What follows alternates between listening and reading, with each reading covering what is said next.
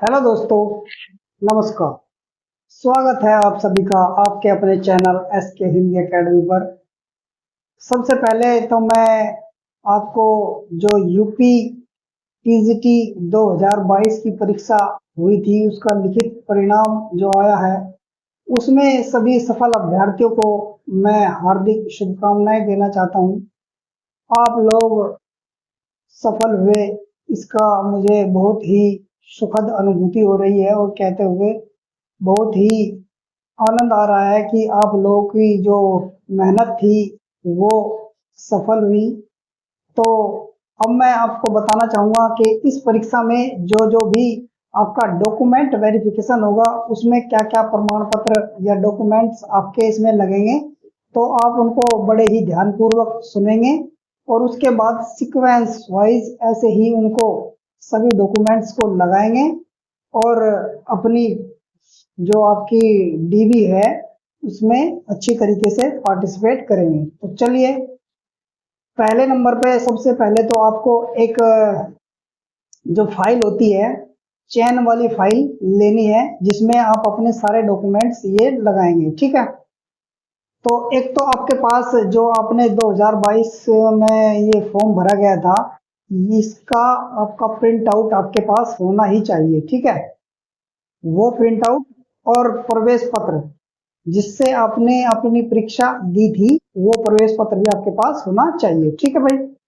उसके बाद जो आपका आता है 10वीं की मार्कशीट और उसकी सनद, ये दोनों आपके पास होनी ही चाहिए। ठीक है भाई, 10वीं की मार्कशीट और सनद, क्योंकि इसमें आपका डेट ऑफ बर्थ वगैरह सब इसमें लिखी होती है। तो सबसे पहला जो आपका प्रमाण पत्र मांगा जाएगा वो 10वीं की मार्कशीट और उसकी सनद। उसके बाद 12वीं की मार्कशीट, उसकी सनद भी आपके पास होनी चाहिए।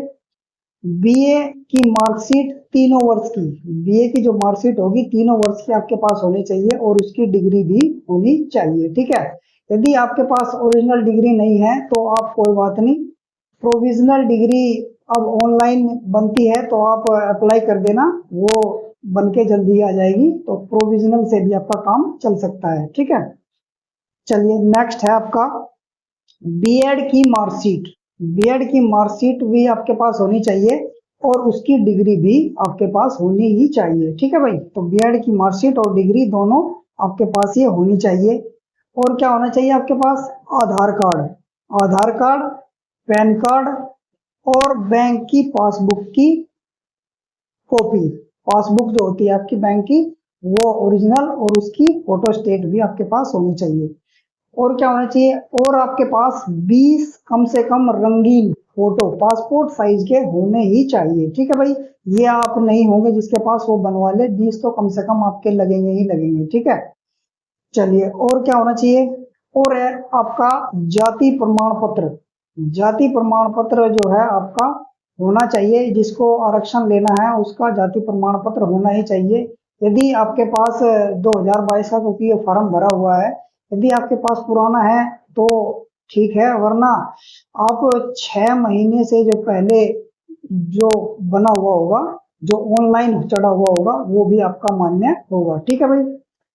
और निवास प्रमाण पत्र ये भी आपके पास होना चाहिए। निवास प्रमाण पत्र, यदि आप उत्तर प्रदेश के मूल निवासी है और आपने यहाँ से फॉर्म भरा है तो आपके पास निवास प्रमाण पत्र भी होना अनिवार्य चाहिए। और एक आपका आता है हेल्थ सर्टिफिकेट। हेल्थ सर्टिफिकेट भी आपका आपके पास होना चाहिए, वो बनवा लेंगे आप, सीएमओ ऑफिस से बनता है। ठीक है, चलिए। और हाँ, एक बात और बतानी थी आपको, यदि आपके डॉक्यूमेंट्स जो होते हैं, जैसे अधिकतर लड़कियों में केस में देखा जाता है कुमार या कुमारी जो शुरू में लगाया जाता है, 10वीं 12वीं में लगा लेते हैं, उसके बाद नहीं लगाते, तो उसमें भी आपको परेशान होने की बात नहीं है। आपको उसमें एक एफिडेविट बनवाना पड़ेगा, इससे आपका समस्या का समाधान हो जाएगा। ठीक है, तो आपके पास ये सारे डॉक्यूमेंट्स होने ही चाहिए। तो इस प्रकार आपको ये सारे, और हाँ एक बात और ध्यान रखनी है, जितने भी हमने आपको डॉक्यूमेंट्स बताए हैं उनके आप 6-6 फोटो स्टेट का कराकर सबका एक एक सेट बना ले, तो 6 फोटो स्टेट तो हर एक डॉक्यूमेंट्स की होनी ही चाहिए आपके पास। ठीक है, तो 6 बना लेना है, उससे अधिक तो मैं समझता नहीं कि इससे ज्यादा की जरूरत हो। तो और भी यदि आपका कोई सवाल या समस्या का समाधान या रह गया हो या कोई मेरे से चूक गया हो तो आप कमेंट में पूछ सकते हैं, मैं उसका जवाब देने की कोशिश करूंगा। ठीक है, तो चलिए मैं फिर से पुनः आपको हार्दिक शुभकामनाएं देता हूं, जो भी इस परीक्षा में सफल अभ्यर्थी है, और जो नहीं सफल हुए हैं उनको भी मैं कहना चाहूंगा कि कोई बात नहीं, इस बार नहीं तो अगली बार आपका भी नंबर जरूर आएगा। ठीक है, तो चलिए दोस्तों, आज के लिए बस इतना ही। नमस्कार, जय हिंद, वंदे मातरम।